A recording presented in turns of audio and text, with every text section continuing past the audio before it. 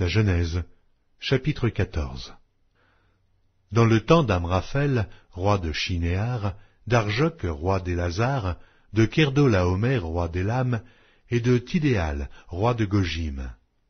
Il arriva qu'ils firent la guerre à Béra, roi de Sodome, à Birsha, roi de Gomorre, à Shinéad, roi d'Adma, à Shéméhéber, roi de Tseboïm, et au roi de Béla, qui est de Tsoar.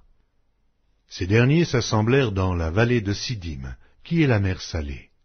Pendant 12 ans, ils avaient été soumis à Kerdolaomer, et la 13e année, ils s'étaient révoltés.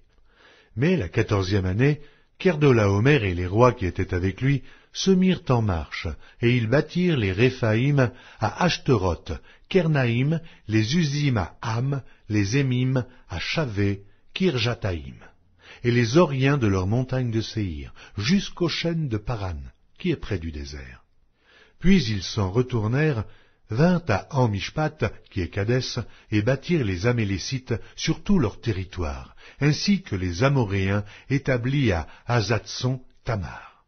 Alors s'avancèrent le roi de Sodome, le roi de Gomorre, le roi d'Adma, le roi de Tseboïm et le roi de Béla, qui est de Tsoar, et ils se rangèrent en bataille contre eux dans la vallée de Siddim.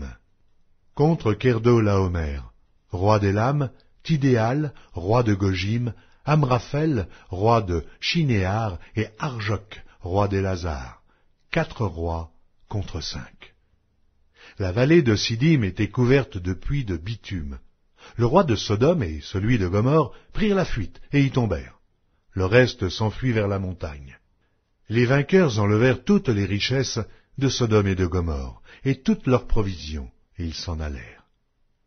Ils enlevèrent aussi avec ses biens Lot, fils du frère d'Abram, qui demeurait à Sodome, et ils s'en allèrent. Un fuyard vint l'annoncer à Abram, l'Hébreu. Celui-ci habitait parmi les chênes de Mamré, l'Amoréen, frère d'Eshcol et frère d'Aner, qui avait fait alliance avec Abram. Dès qu'Abram eut appris que son frère avait été fait prisonnier, il arma 318 de ses plus braves serviteurs, nés dans sa maison, et il poursuivit les rois jusqu'à Dan. Il divisa sa troupe pour les attaquer de nuit, lui et ses serviteurs. Il les battit et les poursuivit jusqu'à Shoba, qui est à la gauche de Damas. Il ramena toutes les richesses, il ramena aussi Lot, son frère, avec ses biens, ainsi que les femmes et le peuple. Après qu'Abram fut revenu vainqueur de Kerdolaomer et des rois qui étaient avec lui, le roi de Sodome sortit à sa rencontre dans la vallée de Shavé, qui est la vallée du roi. Melchisédek, roi de Salem, fit apporter du pain et du vin. Il était sacrificateur du Dieu Très-Haut. Il bénit Abram et dit, « Béni soit Abram par le Dieu Très-Haut, maître du ciel et de la terre. Béni soit le Dieu Très-Haut qui a livré tes ennemis entre tes mains. » Et Abram lui donna la dîme de tout.